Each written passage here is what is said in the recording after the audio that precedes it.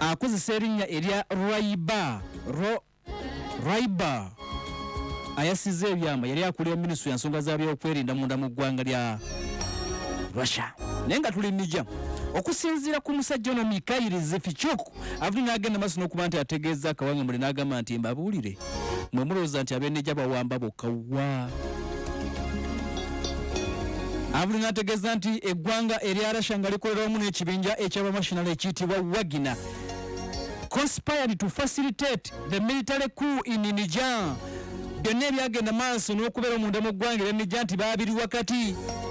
Abyatudde agambye nti baabiri wakati Niger nga bwe mulaba gavumenti ng'egenda maaso n'okuba nti ewambibwa Russia n'eggwanga eriyitibwa n'ekibinja ekiyitibwa Wagner byonna babimanyiiko.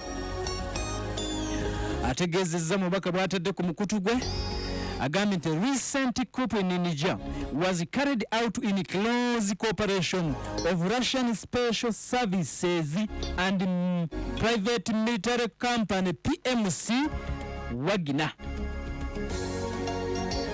Byonna byemugenda maaso n'okuba nti mulaba ebyaliwo. Russia ng'eyambisa abasirikale baayo ab'enkizo ennyo ab'omutawaana, amagye g'eggwanga erya Russia ag'enkizo ennyo nga bakolagana wamu ne PMC byonna bye baabirimu. Abyatudde agambye nti nyina obujulizi nabakolera mbamanyi era agamba nti temulaba abo abasajja kujja mu buyinza era temugenda maaso nokuba nti mulowooza nti bakikola bokka bintu nga ebitambula.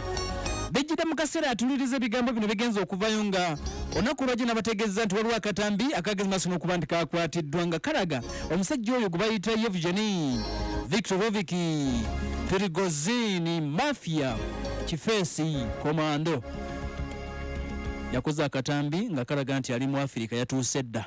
N'agamba nti ke kaseera okudifendinga Semazinga Africa. Prigozhin n'agamba nti ke kaseera okuddamu Russia okugifuula ey'amaanyi. Juzi bere agenda maaso n'okuba nti ayogera nga awandula omuliro eri gavumenti ya Russia obaolyawo ne minisitule y'ensonga za defense yabivaako dda, takyawandula muliro abakulu era Russia takyaboolekeza muddumu. Kaakati alaga nti ali ttiimu Russia nnyo era ajagala nnyo emule ku lufuba. Omusajja ono gwe bayita Prigozhin yagambye nti Russia ke kaseera tugifuula y'amaanyi, Africa tugenda kugifuula free, tugijje ku basajja abo abakyerupe okusinziira katambi ke yatadde bamukulaga ng'ali mu Afirika. Yatuuse dda.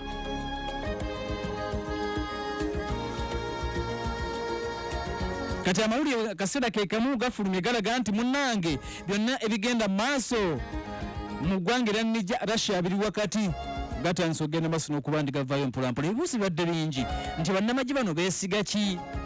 Ne babagamba tugenda balumba deadline ne ziggwako ne basigala nga bagumu. Ne tulaba bannansi ekitabangawo bulijjo. Kati otegedde nti bannansi bayinza okuba bano abasajja be babawa ebipande. Bannansi bakwata ebipande nga biriko long live Putin, to hell is France and America. America ne Bufaransa musaana geyena. Bannansi nga bakutte ebipande nga ate biwaana Putin nga biwaana Russia, bakutte bendera ez'eggwanga Russia. Kisoboka kitya?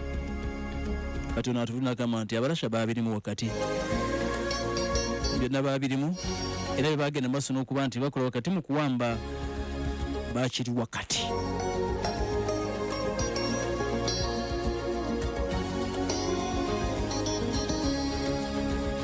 Ggwanga eryo eriyitibwa erya Niger bwe bigenda maaso n'okulabika nti bitambula.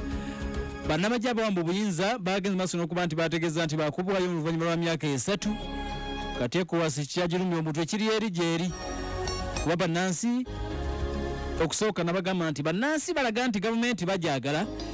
Ekyokubiri, gavumenti eno eraga ey'abawambi eraga nti mu kaseera kano egezaako okudda ku layini ya demokurasi, eronze Ssaabaminisita, balonze baminisita ate kabineti ntono nnyo. Kati bamaze okulangira bagamba nti katutereze security y'eggwanga mu myaka 3 tugenda kuba tuwaayo obuyinza. Kaakati bw'oba gwe ECOWAS okola otya?